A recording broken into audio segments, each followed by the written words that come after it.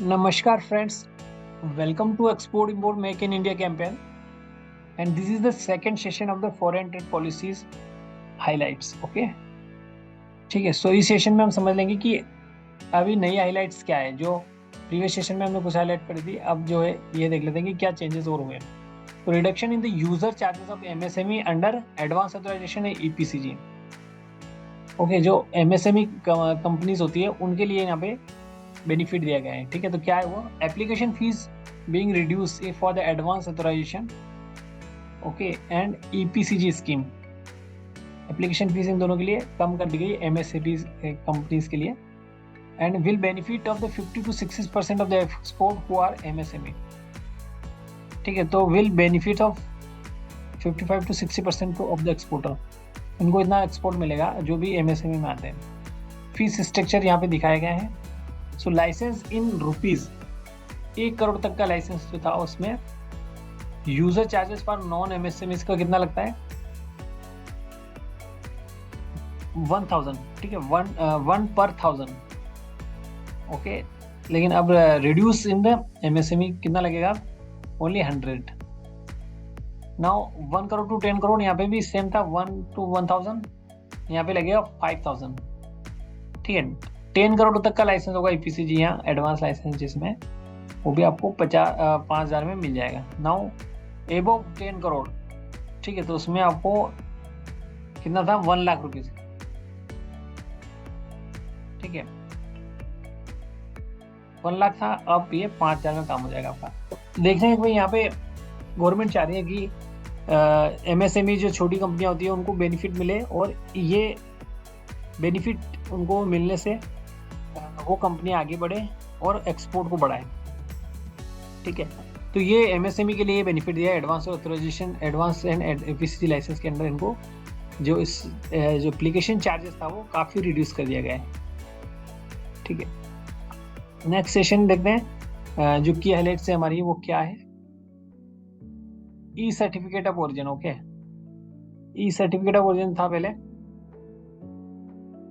पहले क्या था, हार्ड कॉपी लेते थे और उसको प्रोसेस करते थे फॉर द एक्सपोर्ट डॉक्यूमेंटेशन। ठीक है, आपको पता होगा कि सर्टिफिकेट ऑफ ओरिजिन क्या होता है।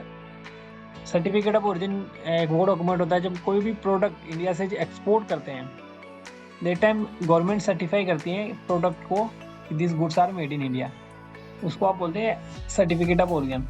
ठीक है, तो ये ई सर्टिफिकेट ऑफ ओरिजिन हो चुका है। ठीक है, तो वो प्रोसीजर का भी अलग सेशन है, वो समझ लेंगे, बट इसका जो तरीका है वो क्या है तो थोड़ा देख लेते हैं। Revamp of the e certification of origin platform propose to provide the self certification. Okay, अब यहाँ पे पहले सेल्फ सर्टिफिकेशन मतलब है कि जो ही एक्सपोर्टर है उसको खुद ही उसको सर्टिफाई कर देगा। ठीक है, पहले क्या होता था, आपने दिया तो गवर्नमेंट उसको सर्टिफाई करती थी, चेकआउट करती थी कि ये डिटेल सही है कि नहीं है, इनवॉइस के अकॉर्डिंग डाली कि नहीं डाली। ठीक है, लेकिन यहाँ पे क्या होगा, ऑनलाइन आपको खुद ही वो करना है सर्टिफाई, मतलब चेकआउट करके ओके करोगे तो सर्टिफाई हो जाएगा। तो यहाँ पे बेनिफिट क्या हुआ कि थोड़ा इजी फास्ट वर्क हो गया आपके थ्रू, आप टाइमली उसको अप्रूव कर दोगे और आपका सर्टिफिकेट ऑफ ओरिजिन आ जाएगा। ठीक है, जो भी थे as well as automatic approval of COC where feasible. ठीक है, और क्या हुआ, ऑटोमेटिकली इसकी अप्रूवल भी होने लगी।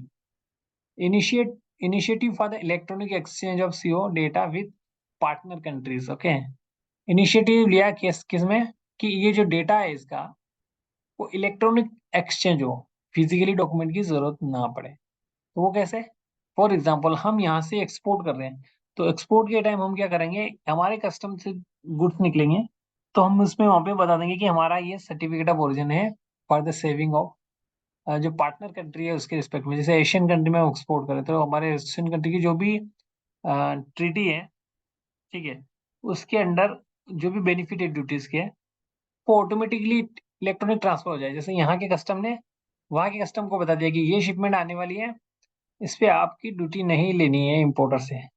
तो एक इलेक्ट्रॉनिक इनिशिएटिव का मतलब ये बहुत ही इजी वर्किंग हो जाएगी, फिजिकल डॉक्यूमेंट की जरूरत नहीं पड़ेगी।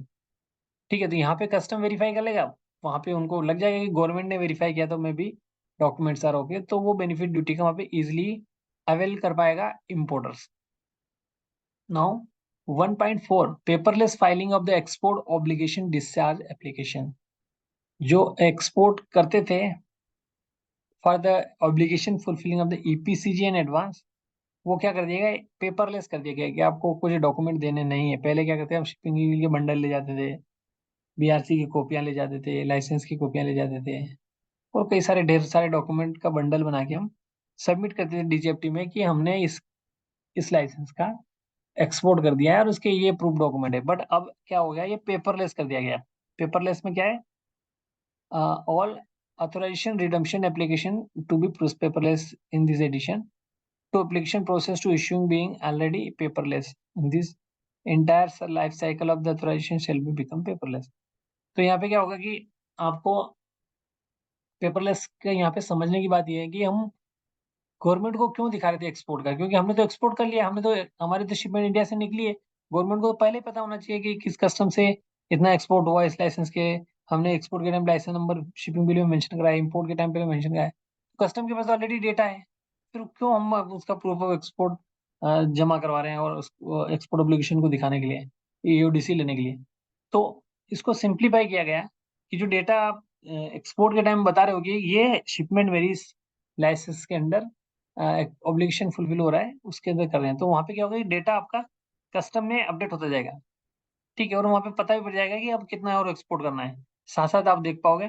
तो यहाँ पे पता पड़ा कि जैसे ही आपका फुलफिल हो गया एक्सपोर्ट एप्लीकेशन, वो डेटा आपका ऑटोमेटिकली ट्रांसफर हो जाएगा डीजीएफटी में लाइसेंस के रिस्पेक्ट में। तो ये हो गया आपका पेपरलेस ई फाइलिंग, क्योंकि गवर्नमेंट को सारा पता है कितना एक्सपोर्ट करे, फिर हम उसको क्यों प्रूफ दें। ठीक है, तो गाइस हमने इस सेशन में समझने की कोशिश की कि पेपरलेस स्कीम होने वाली है आपकी एक्सपोर्ट ऑब्लिगेशन डिस्चार्ज सर्टिफिकेट, जो लाइसेंस का ऑब्लिगेशन आप करते हो, और आपका ई सर्टिफिकेट ऑफ ओरिजिन भी हो रहा है। ठीक है, इसके अलावा में एमएसएमई की जो application of the advance in EPCG license की फीस में रिडक्शन हुआ, वो भी हमने समझा। सो गाइज आज के सेशन में इतना ही, और नेक्स्ट सेशन में हम और भी की हाइलाइट्स को लेके आएंगे जो कि नई फॉरेन ट्रेड पॉलिसी को बताती है कि नए बेनिफिट्स के क्या रहेंगे। So guys we are just going to end this session here. I hope you have learn some good things from this session. Thanks for watching the session. Have a nice day.